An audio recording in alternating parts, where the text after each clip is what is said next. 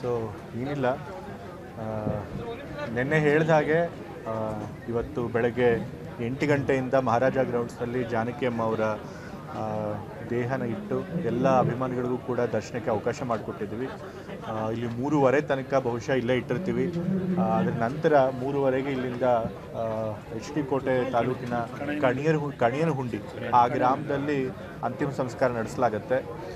5 ಗಂಟೆಗೆ ಅಂತಿಮ ಸಂಸ್ಕಾರ ನಡೆಸಲಾಗುತ್ತೆ. ಅಲ್ಲೂ ಕೂಡ ಒಂದು ಸ್ವಲ್ಪ ಜನ ಯಾರು ಬರ್ತಾರೆ ಅವರೆಲ್ಲರಿಗೂ ಕೂಡ ದರ್ಶನಕ್ಕೆ ಅವಕಾಶ ಇರುತ್ತೆ. ಸರ್ಕಾರ ಹೇಳಿದೆ ಅವ್ರಿಗೆ ಎಲ್ಲ ಗೌರವದಿಂದ ಅವ್ರಿಗೆ ಅಂತಿಮ ಸಂಸ್ಕಾರ ನಡೆಸಬೇಕು ಅಂತ ಹೇಳಿ ಸರ್ಕಾರದ ಪ್ರತಿನಿಧಿಯಾಗಿ ನಾನು ಅಲ್ಲಿರ್ತೇನೆ.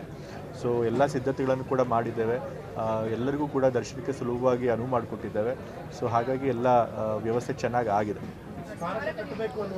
ಸ್ಮಾರಕ ನೀಡಬೇಕು ಅಂತ ಹೇಳಿ ಎಲ್ಲ ಬೇಡಿಕೆ ಕೊಟ್ಟಿದ್ದಾರೆ. ಖಂಡಿತ ಅದನ್ನು ಮುಖ್ಯಮಂತ್ರಿಗಳ ಗಮನಕ್ಕೆ ತರ್ತೀನಿ. ಯಾಕೆ ಅಂತಂದರೆ ಅದು ನಾನೊಬ್ಬನೇ ತೀರ್ಮಾನ ಮಾಡೋಕ್ಕಾಗೋದಿಲ್ಲ. ಸರ್ಕಾರದ ಮಟ್ಟದಲ್ಲಿ ಮುಖ್ಯಮಂತ್ರಿಗಳು ತೀರ್ಮಾನ ಮಾಡಬೇಕು. ಖಂಡಿತ ಅವ್ರಿಗೆ ಗಮನಕ್ಕೆ ತರ್ತೀನಿ.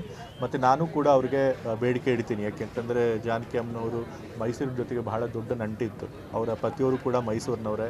ಮತ್ತು ಅವ್ರಿಗೂ ಕೊನೆ ಹೆಸರುಳಿಬೇಕು ಅಂತ ಎಳೆದಿರೋದು ಕೂಡ ಮೈಸೂರಿನಲ್ಲೇ. ಮತ್ತು ಅವರು ಅಂತಿಮವಾಗಿ ಇಲ್ಲೇ ತಮ್ಮನ್ನು ಅಂತಿಮ ಸಂಸ್ಕಾರ ಮಾಡಬೇಕು ಅಂತ ಕೂಡ ಇಚ್ಛೆನ ವ್ಯಕ್ತಪಡಿಸಿದ್ರು. ಸೊ ಹಾಗಾಗಿ ಮೈಸೂರು ಜೊತೆ ಅಷ್ಟೊಂದು ಬಾಂಧವ್ಯ ಇದೆ. ಮತ್ತು ನಮ್ಮ ಕನ್ನಡ ಫಿಲಮ್ ಇಂಡಸ್ಟ್ರಿಯಲ್ಲೂ ಕೂಡ ನಾವೆಲ್ಲ ಬಾಲ್ಯದಲ್ಲಿ ಕನ್ನಡ ಹಾಡುಗಳು ಇವ್ರ ಹಾಡನ್ನ ಕೇಳೇ ಬೆಳೆದಿದ್ದು.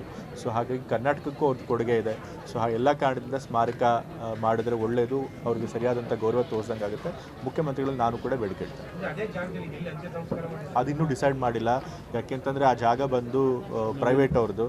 ಸೊ ಮತ್ತು ಫಿಲಮ್ನ ಕಲಾವಿದರ ಸಂಘದವರು ಅವರುಗಳು ಕೂಡ ನಾವೇ ಅದನ್ನು ಸ್ಮಾರಕ ಮಾಡ್ತೀವಿ ಅಂತ ಕೂಡ ಮುಂದೆ ಬಂದಿದ್ದಾರೆ. ಸೊ ಅದೆಲ್ಲ ಡಿಸೈಡ್ ಆಗಬೇಕು, ಮಾತುಕತೆ ಆಗಿ ಆಮೇಲೆ ತೀರ್ಮಾನ ಮಾಡ್ತಾರೆ.